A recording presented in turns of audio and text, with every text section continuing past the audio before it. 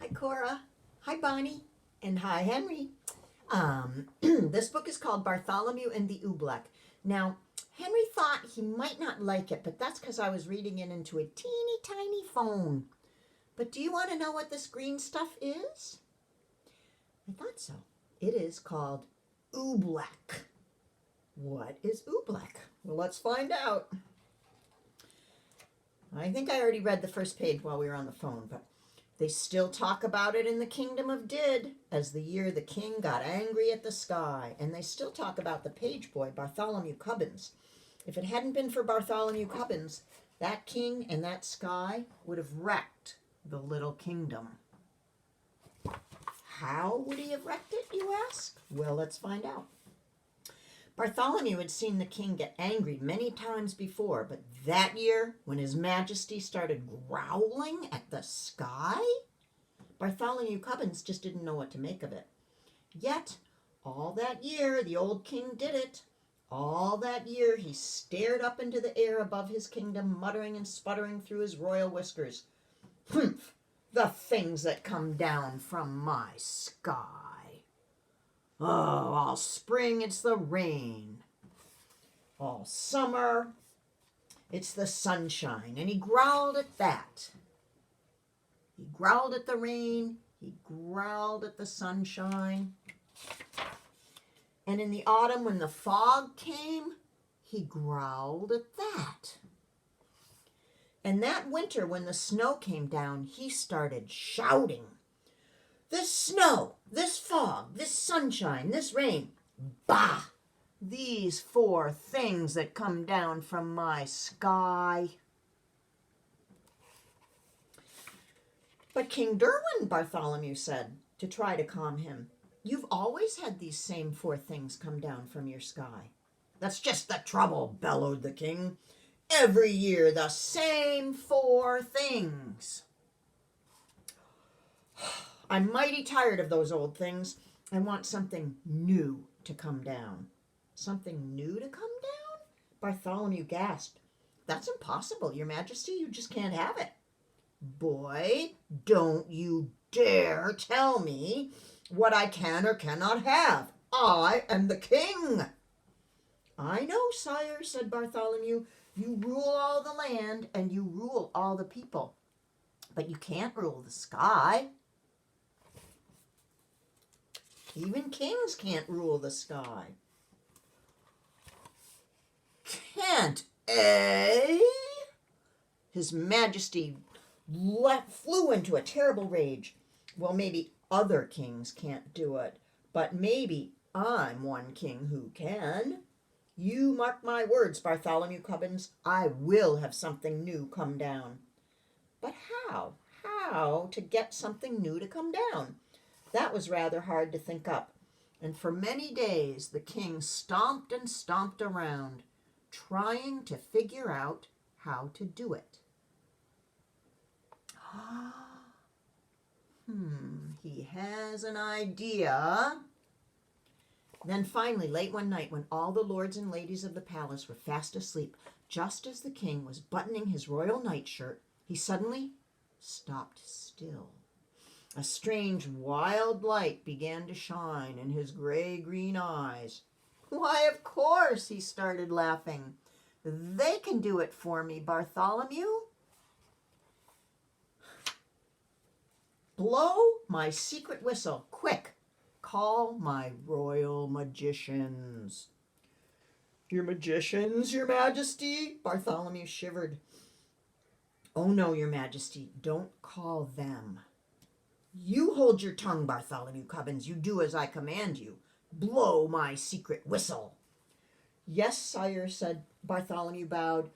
But Your Majesty, I still think you're going to be very sorry.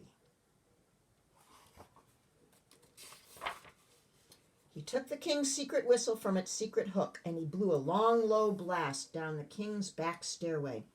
And a moment later, he heard them coming. Up from their musty hole beneath the dungeon, up the empty midnight tunnel to the royal bedchamber tower, came the magicians on their padded, shuffling feet. Up and right into the room they came, chanting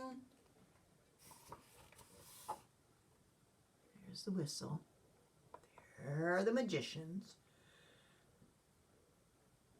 And as they were walking up the stairs, here is what they were saying. Shuffle, duffle, muzzle, muff, fista, wista, mista, cuff.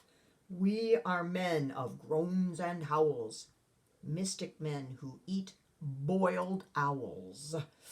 Tell us what you wish, O king. Our magic can do anything.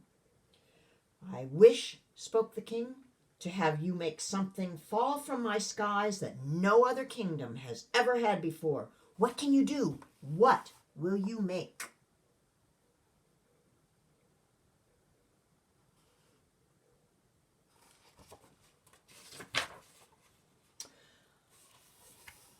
For a moment, they stood thinking,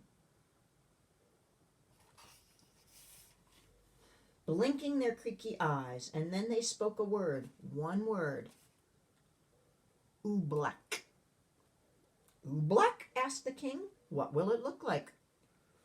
Won't look like rain, won't look like snow, won't look like fog. That's all we know. We just can't tell you anymore. We've never made Oobleck before. They bowed and they started toward the door. We go now to our secret cave on Mystic Mountain Nicotave. There all night long we'll work for you, and you'll have Oobleck when we're through. They'll do something crazy, whispered Bartholomew. Call them back, your majesty. Stop them. Stop them? Not for a ton of diamonds, chuckled the king. Why, I'm the mightiest king in all the land. And tomorrow I'm going to have Oobleck. Just think.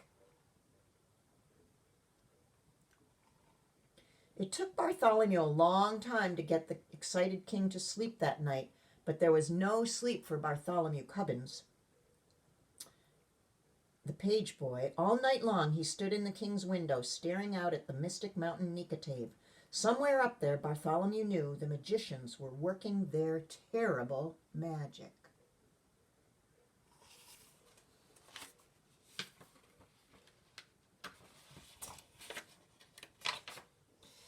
All night the magicians did. All night they walked in circles around their magic fire, mumbling. Let's see if I can do it. Mumbling with their clucking tongues. Oh, snow and rain are not enough. Oh, we must make some brand new stuff. So feed the fire with wet mouse hair. Burn an onion, burn a chair, burn a whisker from your chin, and burn a long sour lizard skin. Burn yellow twigs and burn red rust, and burn a stocking full of dust. Make magic smoke, green, thick, and hot. It sure smells dreadful, does it not? That means the smoke is now just right. So quick, before the day gets light, go magic smoke, go high, go rise into the kingdom's sky. Go make the Oobleck tumble down on every street in every town. Go make the wondrous Oobleck fall. Make the Oobleck fall upon us all.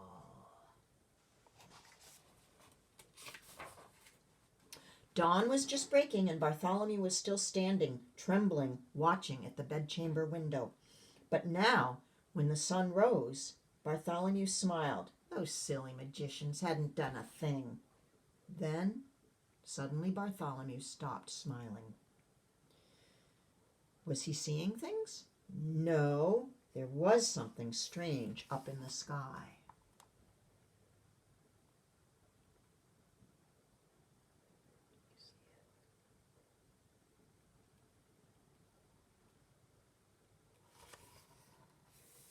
At first it seemed like a little greenish cloud.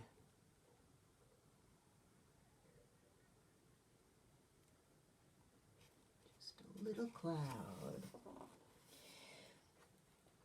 I lost my place. At first it seemed like a little greenish cloud, just a wisp of greenish steam.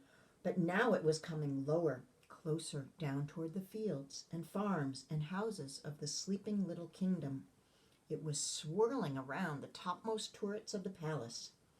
Tiny little greenish specks were shimmering in the air right over his head. Queer little greenish blobs that were just about the size of grape seeds. He stretched out his hand and he started to catch one, and then he pulled his hand back. There was something frightening about those blobs. Bartholomew slammed the window shut. "Wake up, Your Majesty," he shouted. "Your Oobleck is falling." The king sprang out of his royal bed sheets. "By my royal whiskers it is," he cried. "Oh, the beautiful, beautiful Oobleck, and it is mine, all mine." "I don't like the looks of those blobs, sire," said Bartholomew. "They're coming down now as big as greenish peanuts." "The bigger the better," laughed the king. "Oh, what a day. I'm going to make it a holiday. I want every man, woman, and child in my kingdom to go out and dance in my glorious Oobleck." "Out in that stuff?" asked Bartholomew. "Do you really think it's safe, sire?" "Stop asking foolish questions," snapped the king. "Boy, you run to my royal bell tower. Wake my royal bell ringer. Tell him to ring the great holiday bell." For a moment, Bartholomew Cubbins didn't move. "Run!" barked the king, and Bartholomew ran. Across the sleeping palace, Bartholomew ran. Then up the ladder of the high bell tower he climbed to the bell ringer's little cubbyhole in the belfry. "Ring your bell," he called. "His Majesty the King is proclaiming a holiday." The old man crawled out of his cot. He grabbed the bell rope. "What's the holiday for, Bartholomew?" "You'll find out soon enough," said Bartholomew. The bell ringer yanked the rope. Nothing happened. He yanked it harder. Still nothing happened. "Hey, what's wrong with my bell?" he murmured. "I better take a look outside." He poked his head out through the little trap door.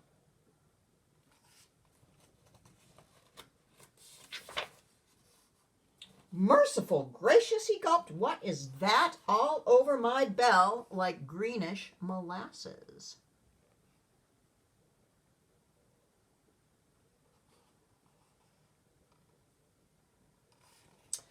"Not only your bell," Bartholomew cried. "Look at that poor robin down there in the tree. She's stuck to her nest. She can't move a wing." "That Oobleck's gooey. It's gummy, like glue." "Oh," the bell ringer wrung his hands. "If that green stuff sticks up robins, it'll stick up people, too." "Someone's got to warn the people," cried Bartholomew. "Got to wake 'em and warn 'em to stay inside their houses." "I'll tell the royal trumpeter," he shouted, and he turned and slid like lightning down the bell tower ladder. There's the robin stuck in his nest. There's the bell. It can't ring.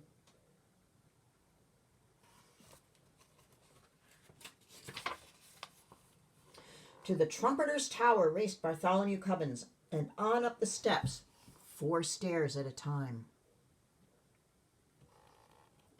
As he ran, he could hear the plop plop of the Oobleck on the window panes. It was pelting against the palace walls, as big as greenish cupcakes now. He yanked the covers off the snoring trumpeter. He shoved his cold trumpet right into his sleepy hands. Get up, warn the people, blow the alarm." "Alarm?" yawned the trumpeter, and then his eyes saw the Oobleck. "Those green things, Bartholomew, where'd they come from?" "The king," panted Bartholomew. "His royal magicians made them." The royal trumpeter leapt from his bed. "That king of ours should be ashamed." He jabbed his trumpet out the window. "I'll blow," he shouted, "the loudest alarm that's ever been heard in the kingdom of Did."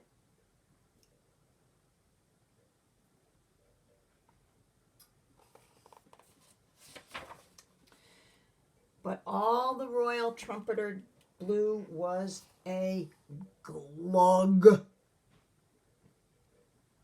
"My horn," he gulped. "One of those green things flew right inside it." He tried to blow it out, and he couldn't blow it out. He tried to shake it out. He couldn't shake it out. "I'll get it out somehow," he yelled. "I'll pull it out." "No," said Bartholomew. "Don't you touch it." Wah, wah. The trumpeter's hand was already in it. His fingers grabbed hold of the lump of oobleck. He could feel it squiggle around in his fist like a slippery potato dumpling made of rubber. He pulled with all his might. The oobleck began to stretch, and then gloing, the oobleck snapped back inside the trumpet, and it yanked his arm right in up to the elbow.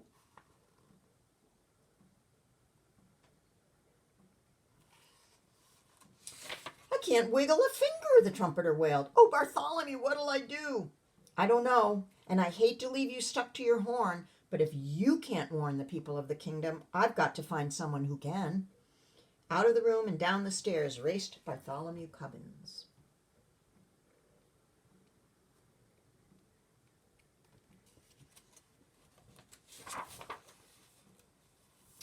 Down to the chamber of the captain of the guards.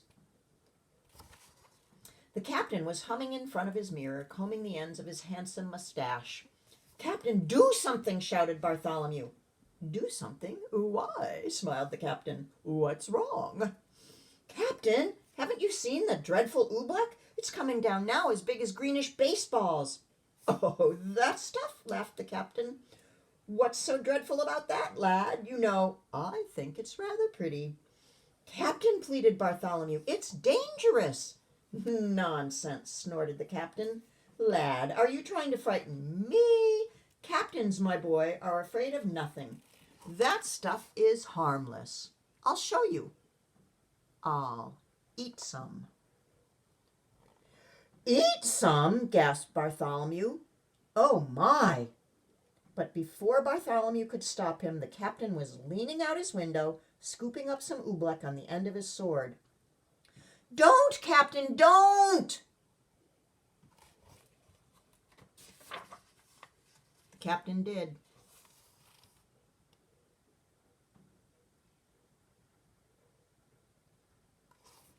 And by the time Bartholomew dragged him back inside the room, his mouth was glued tight shut with oobleck. He tried to speak, but no words came out. All the noble captain of the guards could do was blow a lot of green bubbles.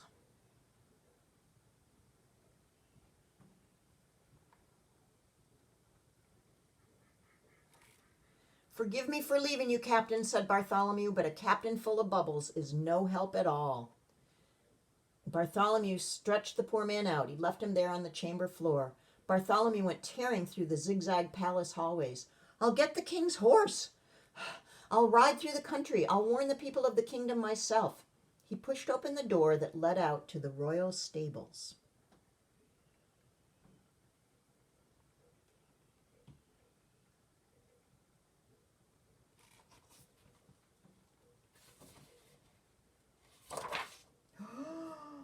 Bartholomew stopped. He could go no farther.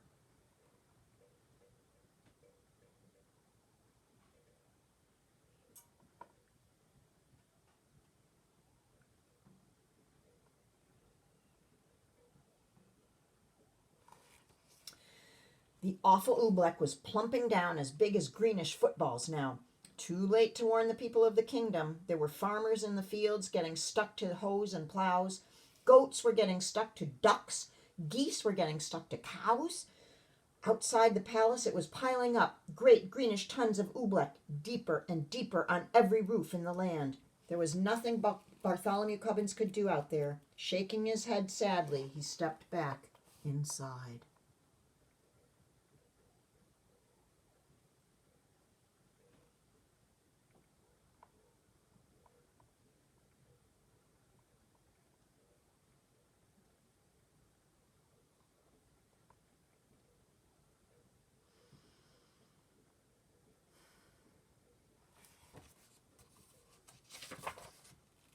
But inside, a moment later, it was just as bad as out.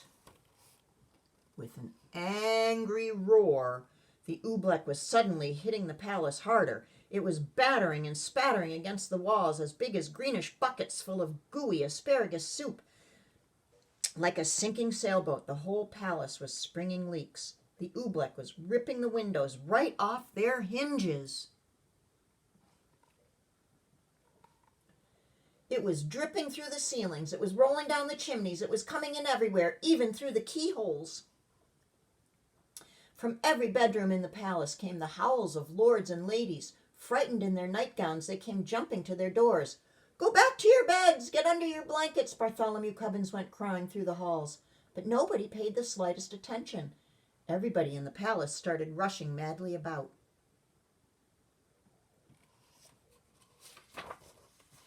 The royal cook rushed down to the royal kitchen. Bartholomew Cubbins saw him trapped there, stuck to 3 stew pots, a teacup, and a cat.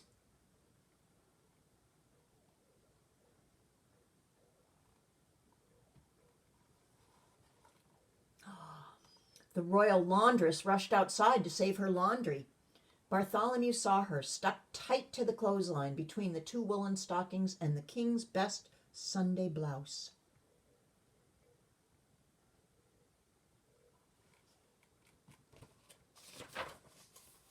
He saw the royal fiddlers, and they were stuck to their fiddles. Everywhere Bartholomew ran, he saw someone stuck to something.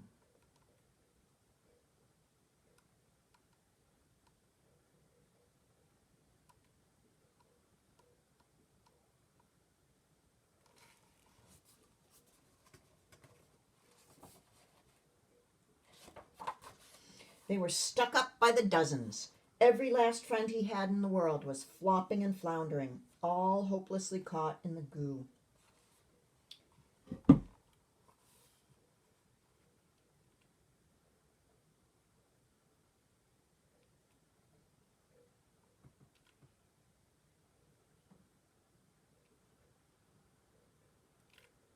Then suddenly, in the midst of the hubbub, Bartholomew gasped, "The king! Where was the king?" He'd long forgotten about him.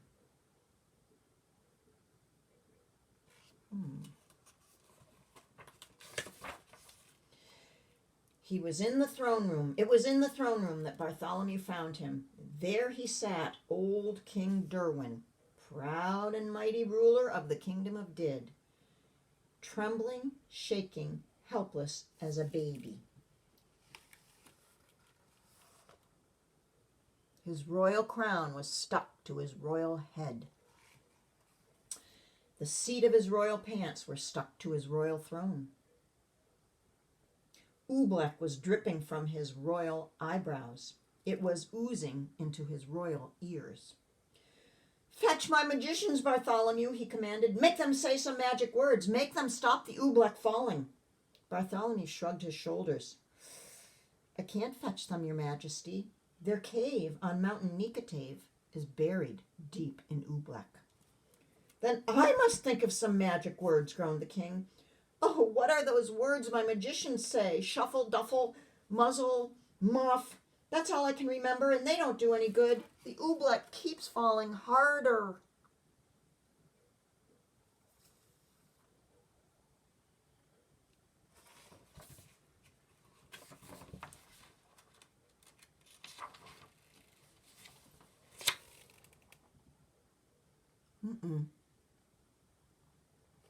Bartholomew Cubbins is doing this. Bartholomew Cubbins could hold his tongue no longer. "And it's going to keep on falling," he shouted, "until your whole great marble palace tumbles down. So don't waste your time saying foolish magic words.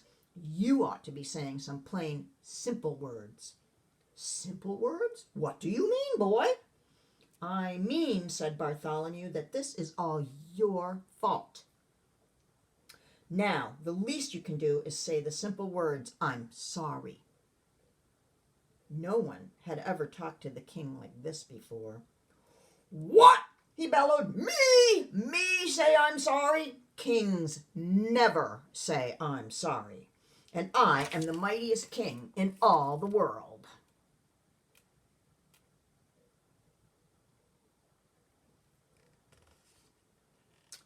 Bartholomew looked the king square in the eye. "You may be a mighty king," he said, "but you're sitting in Oobleck up to your chin, and so is everyone else in your land. And if you won't even say you're sorry, you're no sort of king at all." Bartholomew Cubbins turned his back and he started for the throne room door. But then Bartholomew heard a great deep sob. The old king was crying. "Come back, Bartholomew Cubbins. You're right.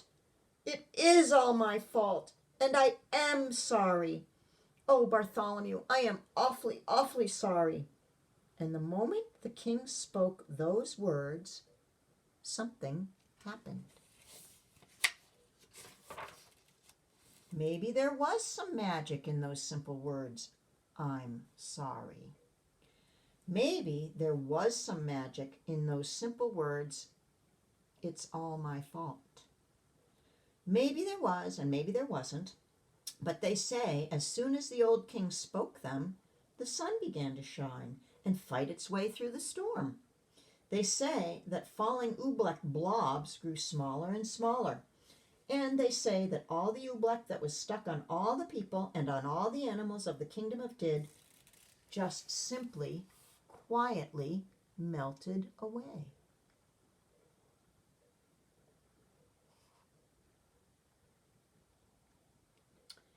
And then, they say, Bartholomew took the old king by the sleeve.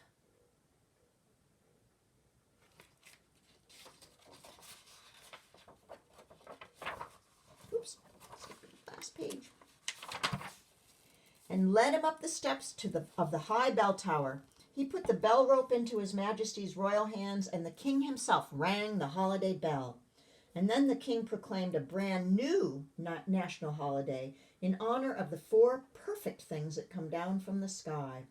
The king now knew that these 4 old-fashioned things, the rain, the sunshine, the fog, and the snow, were good enough for any king in all the world, especially for him, King Derwin of Did.